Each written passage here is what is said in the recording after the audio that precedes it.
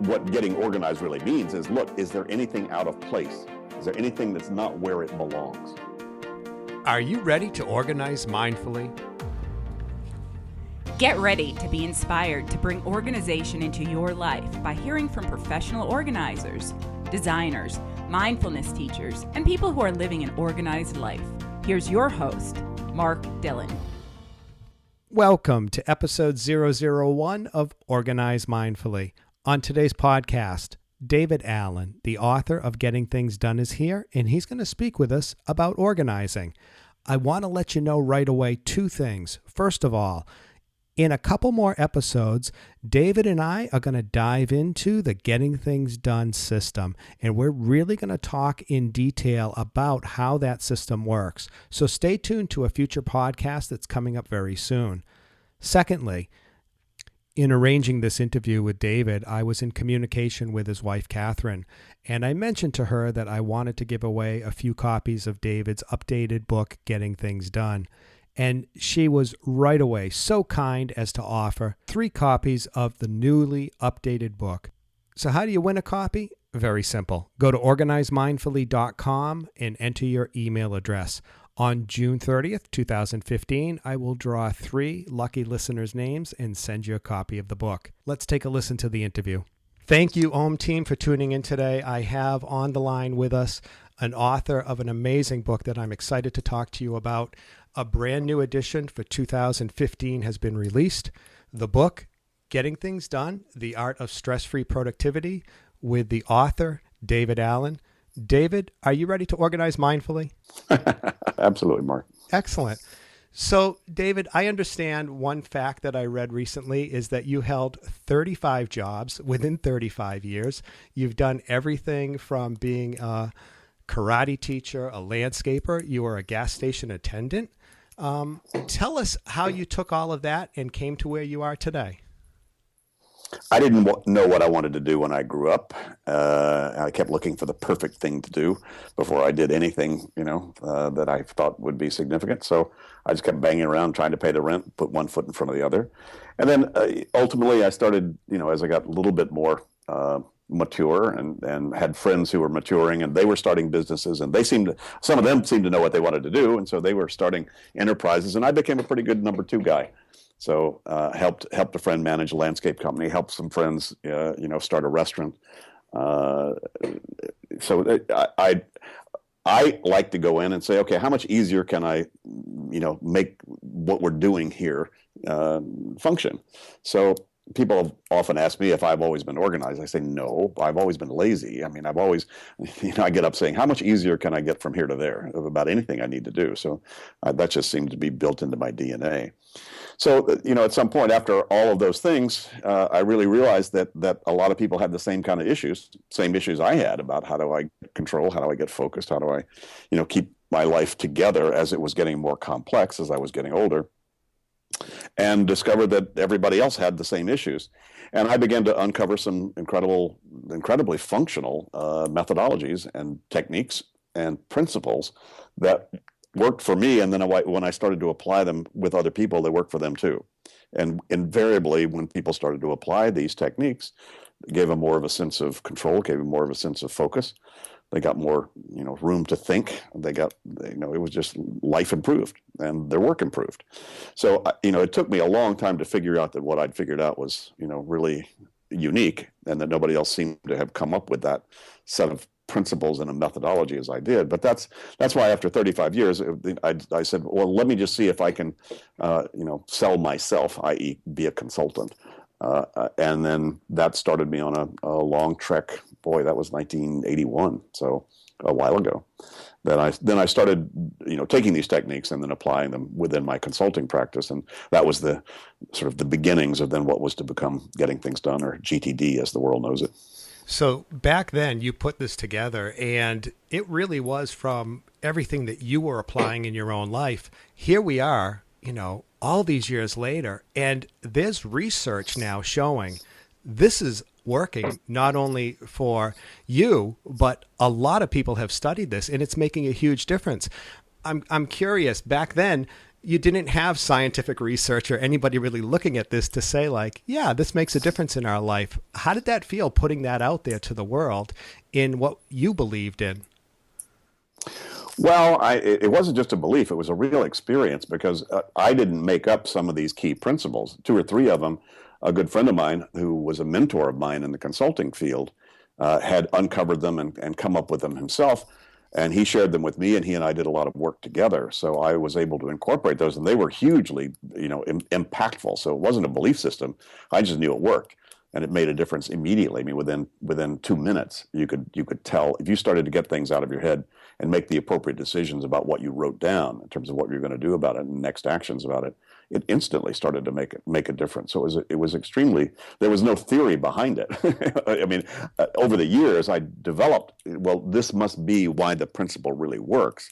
And then you're right. In the last year or two or three, there've been a lot of aggregations of cognitive science that have basically validated the fact that your head does not function very well when you give it more than about 4 things to keep track of. Yeah, and that number has dropped over the years, right? Didn't people say we used to be able to hold more information and we're actually retaining less now? Well, I think I don't know whether they were just inaccurate in the early. I think in the 1950s they came up with a study that said your short-term memory could hang on to 7 things plus or minus 2, and that's not much in and of itself. But some later studies have said about 4 things, meaningful things anyway. Probably life was simpler, so the 7 things you were keeping track of in 1959 are very different than the 4 things you're trying to keep track of in 2015. Now you're worried about how to get your 2-year-old kids into Harvard, and then you have, and by the way, which computer should I get, and is my Wi-Fi working like it really needs to work, and so life has a bit more variety, complexity to it these days. Definitely. So, David, for the OM team, when you have to organize something, what's the first thing you do? Well, it depends what you're trying to organize. The first thing you need to do is to gather together what it is that you need to, when you say, do I need to organize, some things already have their place. So, hey, if the spice is not where the spices go, you put it where the spices go. So that's a simple form of organization. Well, wait a minute, what is this? What does it mean? And where do those things go? So basically that's what organization is making sure that where something is matches what it means to you. Mm-hmm. So if it's garbage, it needs to go where garbage goes. I mean, this sounds pretty simple, but that actually is the definition of organization, at least mine. And, so what getting organized really means is, look, is there anything out of place? Is there anything that's not where it belongs in terms of what it is? Now, a lot of things, if you're getting more subtle about that, how do I get my head organized? Or how do I get my thoughts organized around a project or an issue or a problem? And that's where the first step of that really is. I need to capture all the stuff that needs to be considered. And that's where the capture process, which is the stage 1 of how you get anything under control, is starting to identify what's potentially not in control, what's not on cruise control, what's not where it belongs. So that identification process, pretty simple. You walk in and the paprika is not where paprika goes. That's a simple version of, well, oh, hey, that's a thing I've just identified that's not where it goes. Oh, it's paprika. It's still good. I just decided, okay, here's what it means to me. So then I organize. I put it where good spices go. If I picked it up and it was empty, then it's like, oh, this is no longer. Now it's a recyclable thing. It's not spices to keep.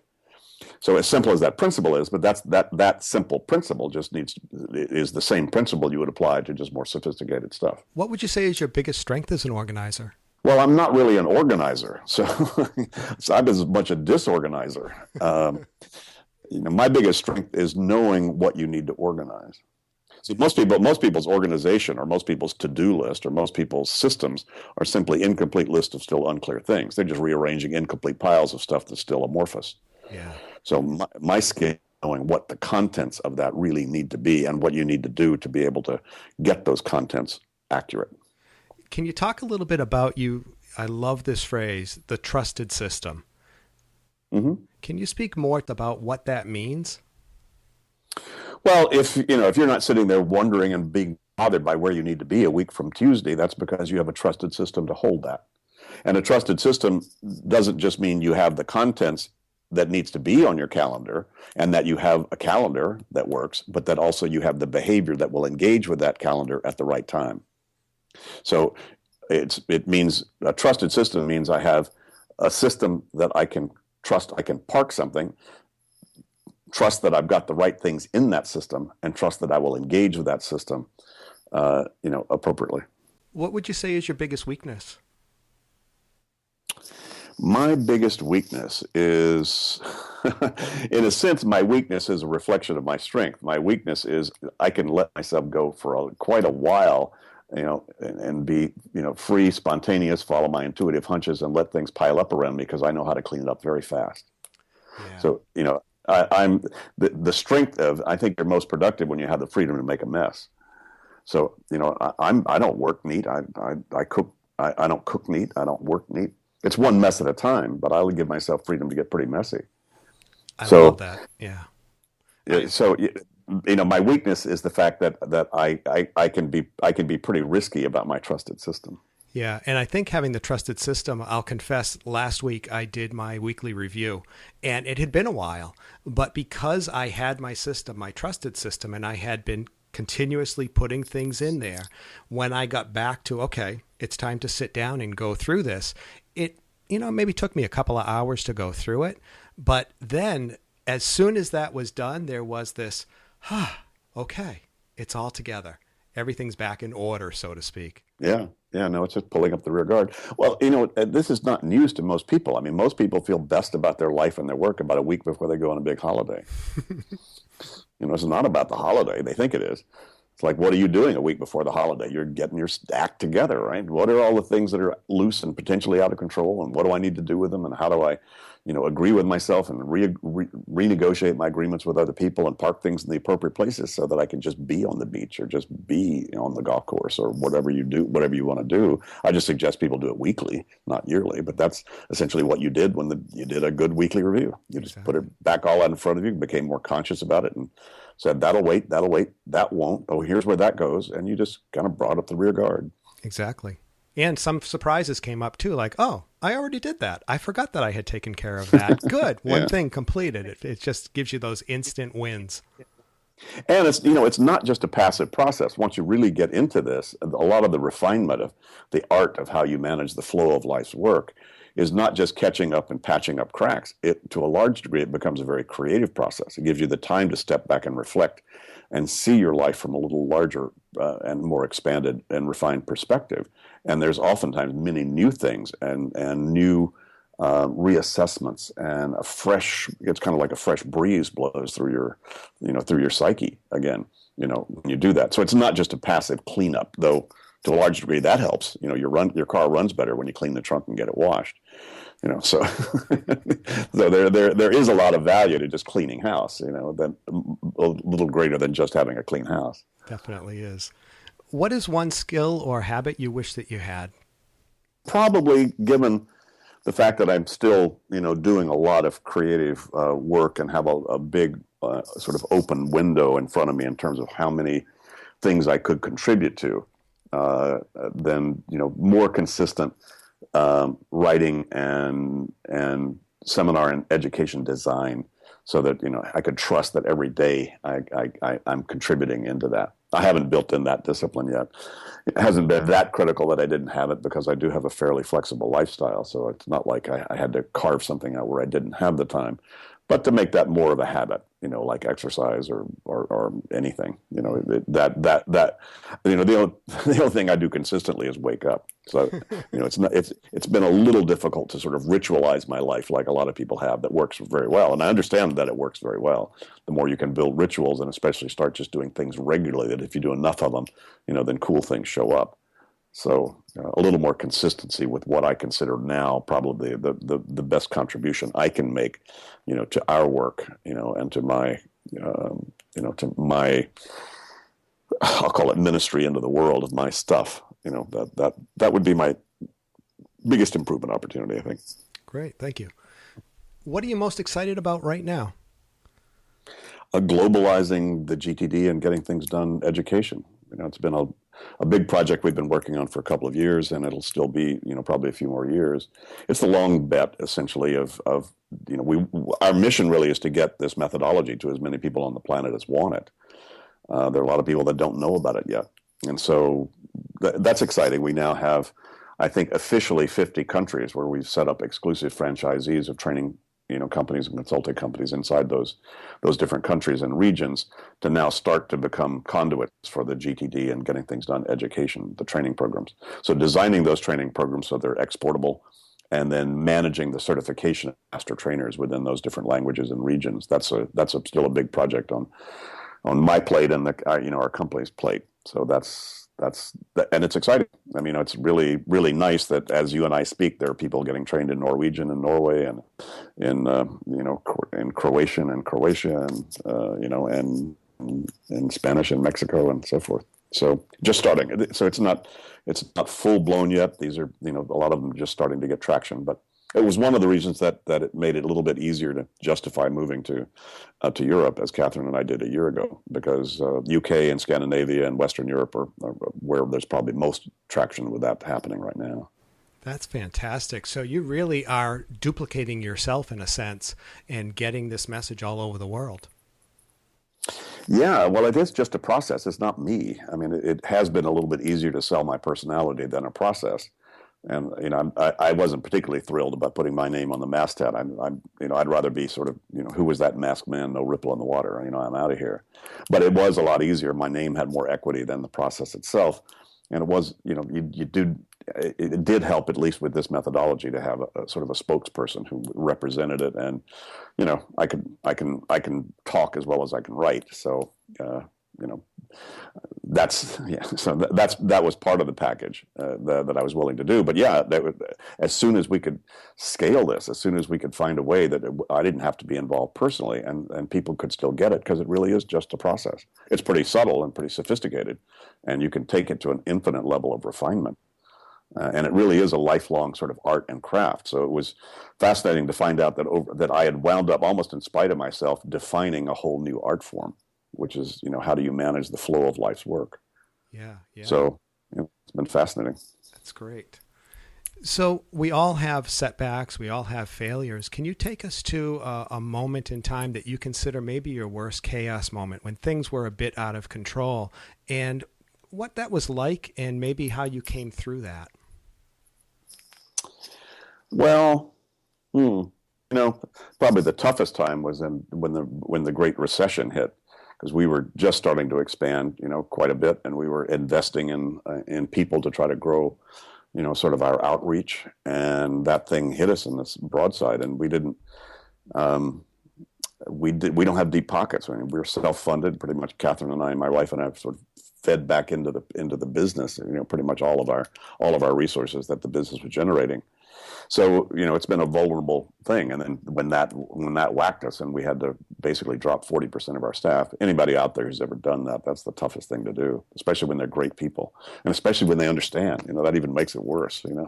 It's like, so that was tough to go through that. But, and the way we got through it was we pretty much got everybody involved in the process as early as we recognized we needed to do it.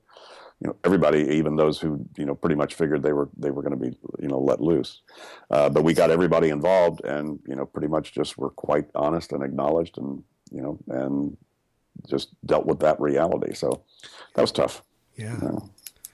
So let's go to the other end of things, where you kind of had this incredible moment where everything was coming together for you. Can you speak about that? I don't know that there was any one moment. I mean, there's certainly been a lot of great wins along the way. I mean, it's really been green light, as I began to put this out there in the world, in lots of different ways. Let's see if I think about that.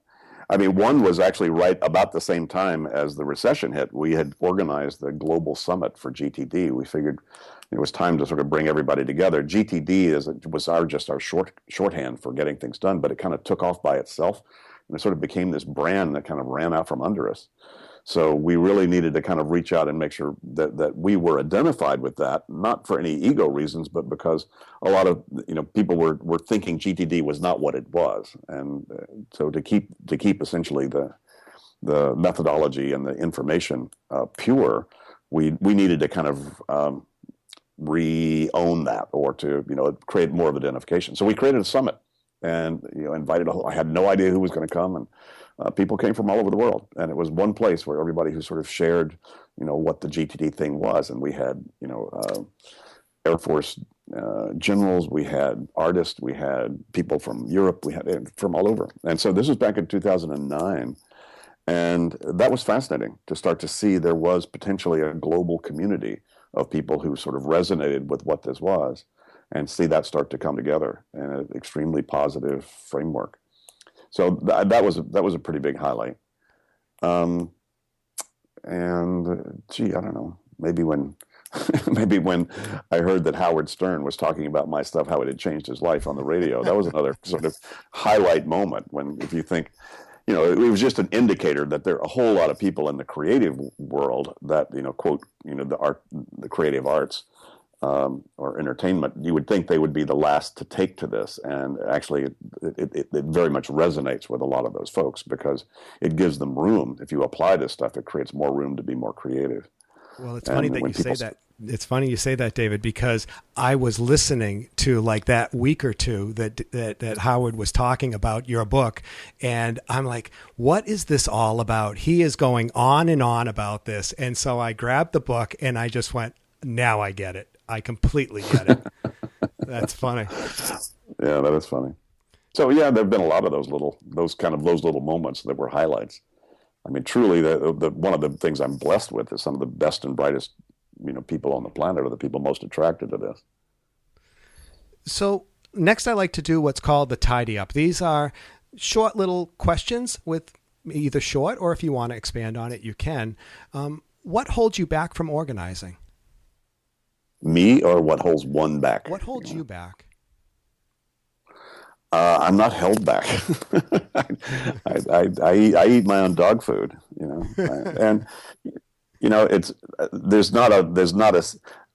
I'm always falling off and letting things get a little out of control. If that wasn't happening 3 times a day, you're not playing a big enough game. Yeah. So I know how to clean up. So it's not. So the only thing that holds me back from cleaning up is I'm too busy doing. I'm out there creating, doing, and producing, because then at some point you clean up. If all you're doing is cleaning up, you're not getting anything done. Exactly. So exactly. I like that, because we don't have to hold ourselves to perfection. We can't. It's impossible. Sure. Yeah.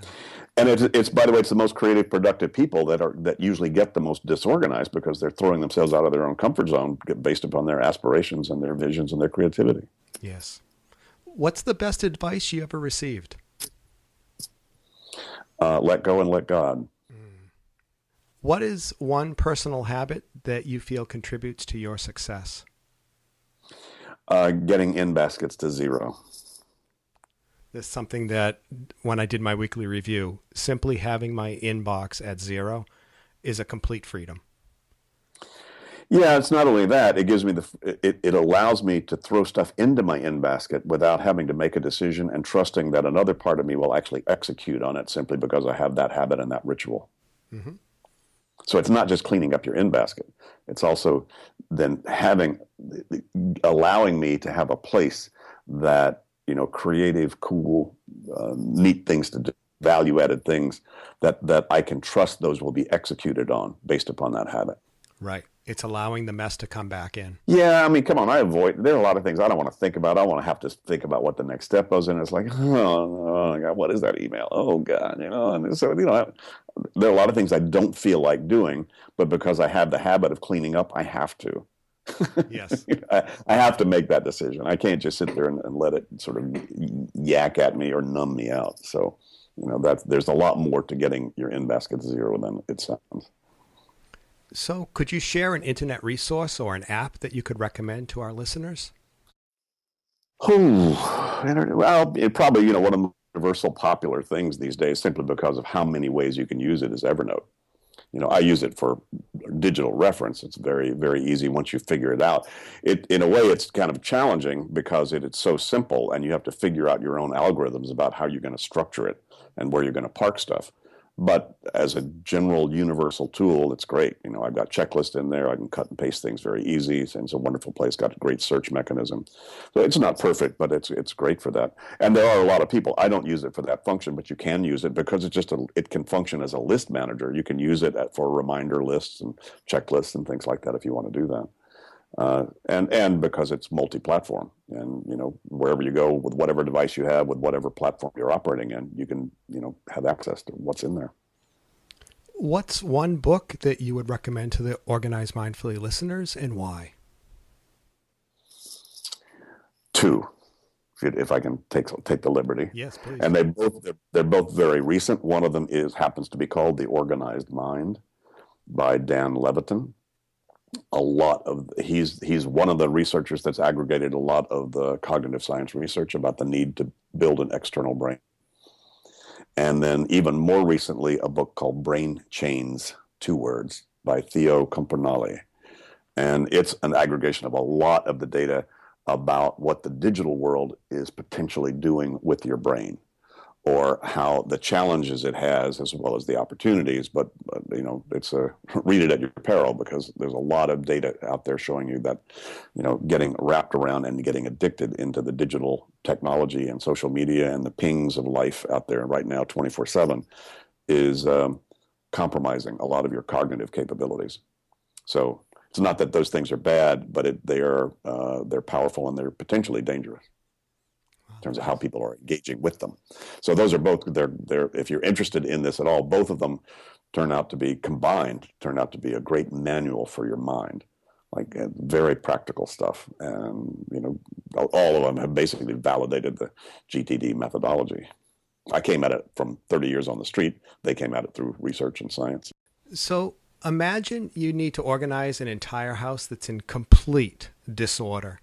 It must be ready for a big party that you're hosting in 30 days. You have $500 to spend. How do you bring the house into order in the next 30 days? Well, first of all, you get a workstation.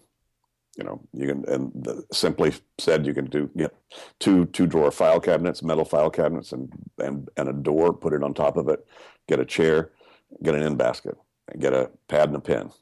And that's how I'd start. That's essentially ground zero. And then I would just do, bit by bit, I would be scanning the environment, finding things that aren't where they belong, and, putting it through this process. Once I would get it all as cleaned as I needed to do, then I would sit down and, brainstorm the plan for the party. But I'd get it clean first before I'd have any bandwidth to be able to think creatively about what I was going to do. Yeah, give yourself that clear space. Yep. So share with the Organize Mindfully listeners the best way to stay in touch with you. You can communicate with me directly if you want. David at davidco.com, David at davidco.com, and gettingthingsdone.com is the website. Lots of cool stuff on there. You can go surf around, see what's available there as well. I'm GTD Guy on Twitter and dallen45 on Instagram. Well, thank you so much for being involved with the podcast today, David. I want to let all the Organize Mindfully listeners know everything that David spoke about will be available in the show notes, so you can check out at organizemindfully.com and keep up to date on where David is. Thanks, David. My pleasure, Mark. So, Organize Mindfully listeners, that was a ton of fantastic information, and I want to pick apart a few things and just bring them into focus. But before I do, this episode is sponsored by Nirvana, the cloud-based to-do app built specifically for GTD. Nirvana helps keep your mind clear so you can stay focused on the important things in your life, at work, at home, even when you're out and about. Available on your iPhone, iPad, Android phone or tablet, your Mac or PC, pretty much everywhere. I've been using Nirvana as my trusted system for years, and I love how easy it is to use and that I have access to it wherever I am. Nirvana has both a basic version that's free and a paid version with more powerful features. If you decide to go the paid route, which I highly recommend and I use personally, please be sure to enter the promo code OMTEAM. That's OMTEAM when you upgrade, and you'll get 20% off. Check them out at nirvanahq.com or do a search for Nirvana GTD in Google or your favorite app store. Again, remember to use the promo code OHMTEAM and save an additional 20%. So I want to go back through the interview and just bring out a few key things that I think are very important to pay attention to. The first thing that really struck me is when David said, how much easier can I get from here to there? You know, as I've been looking at my own organizing and what works for me, really what I've understood is that a big part of it is that I just want to make things easier for the future. So if I can spend a little bit of time right now putting things in order so that later on my life goes that much smoother, I'll take those few minutes now to save hours later on. So I think when you're looking at your own situation, think about it. What do you want to do? What works for you? If you want to spend a few minutes now so that later on you have much more freedom, much more time, much more opportunity, then that's one easy way to start motivating yourself to start organizing in this moment. Another thing that I found really important when it comes to organizing is something that David said about, I think you're most productive when you're allowed to make a mess. You know, this is not about perfection that we're trying to be. We don't live on Pinterest in a picture perfect world. We may have that for a moment, and that's really maybe fun and exciting, but you need to be able to live your life as well. The key is, can you get it back into an order that you feel comfortable with? So allow the mess to be there and then put it back into order. That's important because otherwise I don't believe you're fully living your life. So the last part that I'd like to mention and highlight is when David spoke about his worst chaos moment. For him, it was when his business was really feeling the recession that had been going on. And he knew that he had to let go of some people. And ultimately, as he said, it was around 40% of his staff. So here's the key thing I think that's important to pay attention to. When there was chaos going on, one of the first things he did was bring in everybody. And as he said, some people that were coming in knew that they were probably going to be let go. And yet he involved everybody. And I think that's important because when we have things that are out of control, whether it's our business, a closet, a room, our kitchen, whatever it may be, if we can bring in others and really have an honest conversation with them, there's opportunity there. My hunch is that more came up that he didn't know about, and he was able to make some changes differently, and maybe in the end came out with a better result. So when you feel overwhelmed, bring in others. Yes, there's professional organizers out there, and I highly recommend it. There's professional cleaners out there. I highly recommend that. And what about the people already in your life? Can you turn to them? Can you discuss with them how you can get from the situation you're currently in into a situation that you feel good about? So, Organize Mindfully listeners, this really concludes the first official episode of the podcast. Thank you so much for being a part of it. As I mentioned earlier, please go to organizemindfully.com, enter your email address so that you can win a copy of David's book, Getting Things Done. This concludes another episode of Organize Mindfully. You're an important part of this, and I really appreciate your commitment to listening. I hope today you found new ideas, inspiration, and that you now feel empowered to begin organizing the things in your life. Because if you do, I believe you can accomplish anything. Join me for the next episode when we will once again have an awesome guest. And in the meantime, go to organizemindfully.com and let me know how you're doing. Are you ready to organize mindfully?